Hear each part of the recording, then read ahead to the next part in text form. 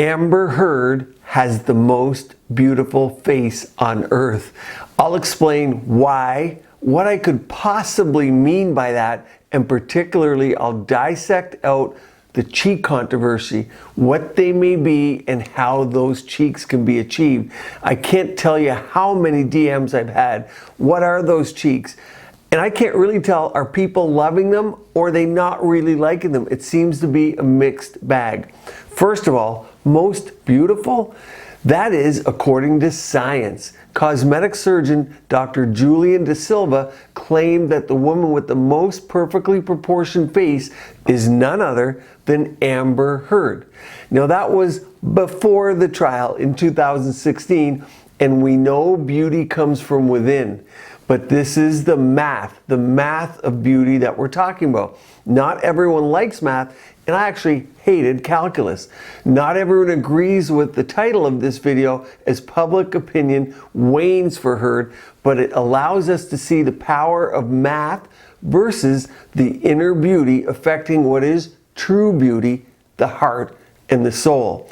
Amber Heard has, mathematically speaking, the most beautiful face in the world. That was in 2016 because in 2019, Amber slipped to the number 3 spot with Bella Hadid in the top spot. More on other celebrities and that golden ratio to come. But why did Dr. De Silva say that? Well, this determination is based on the golden phi ratio determined by the Greeks, which you can also apply to the world's most beautiful faces.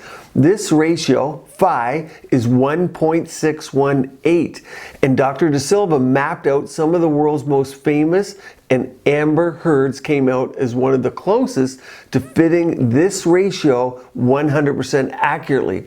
Let's take a look at the numbers here.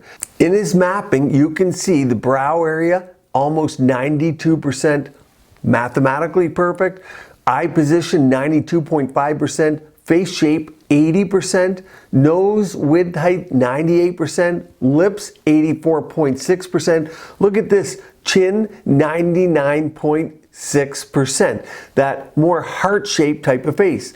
Nose base to the lip width 99%.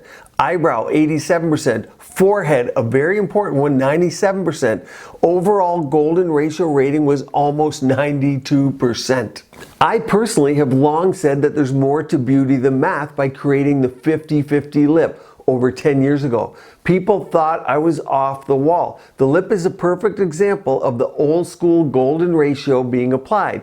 Look at this picture where we teach injectors about the quote-unquote correct lip ratios. And my video from years back right here shows where I'm talking about the 50-50 lip. In fact, at a conference back then, they would not let me talk about it on the podium. They thought it was crazy. Now the 50-50 lip is made every day in offices around the world. Check out Bella. Her lip is a good example, and how many people want that lip. There's even a mask made representing these ratios superimposed on faces for an analysis called the Marquardt mask. What is this mask? It represents the golden ratio superimposed on the human face. Dr. Marquardt developed the mask to include one-dimensional and two-dimensional geometric elements formed by the golden ratio. If you want to know more about the mathematical proportions, go to the Da Vinci Museum in Venice. Da Vinci created the illustrations for the Divina Proportion. On the Divine Proportion, a book about mathematics written by Luca Pacioli around 1498 and first published in 1509. I stumbled across it when I was eating pizza in Venice over there, and I spent 8 hours reading and researching drawings. It's absolutely fantastic. You won't believe what they have in there. But what we talk pointedly about today are her cheeks, because that is filling my DMs on Instagram and people asking me here on YouTube. It seems people are obsessed with them and what they might be made of and why she has them. Whether you like them or don't, here's what can be done to create them and what they may be made of. Number one, implants. This is my first guess just because of how sharply demarcated they are. Not a lot of people do cheek implants anymore, but they are on the rise, and a lot of people do like them. They're fairly easy to put in through the mouth, and there are different ones in proportions. Hers certainly are sharply demarcated, although she always has had good cheeks. Now, fat is down on my list, but let's talk about that now. It could be fat, but fat usually doesn't have that sharp demarcation. Not a lot of fat takes, especially in this area, anywhere from, well, 80%, 90% would be great, and it could be anything less than that. So fat's unpredictable. She's fairly young. I doubt it's fat. I'm not sure if she would have even had fat to take in her younger years when she was probably getting that procedure done. You have to take the fat, you harvest it, spin it down. Sometimes you add PRP, PRF, put it back in. Each adipose cell, each fat cell needs blood supply, and so it's quite particular to do, and often you can't create such well demarcated cheeks. One good possibility here, and I think this is a good way to achieve them, is Radius, calcium hydroxylapatite. I use it all the time in clinic. It came out in 2006. I started using a lot in 2007, but when we use Radius, we use a large gauge, 22 gauge cannula, we really create a highly defined demarcated cheek to the point where some people don't even like them for the first week to 2 to 3, maybe a month.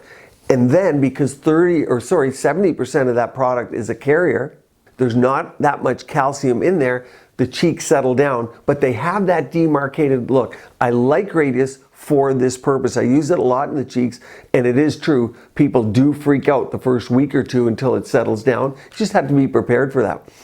This one, Bellafill, is a permanent filler, and it would absolutely give this look. Bellafill is permanent. I use a lot of it. Again, we use a large gauge micro cannula. You can watch my videos on this channel of me doing this with Bellafill, with Radius.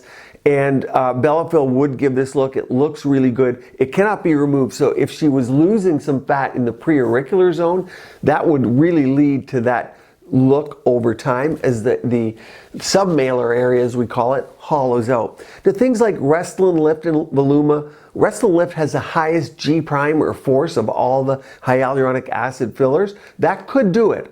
Certainly could. Voluma less likely. It's a little more boggy, a little more soft, and the other Juvederms are too, but it absolutely could be fillers. Fillers and cheek implant are my go-to. Not a ton of people do the cheek implants. Most people now, it's way easier to get fillers.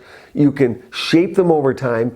It's an in and out procedure. Honestly, takes 5 to 10 minutes to do a cheek filler.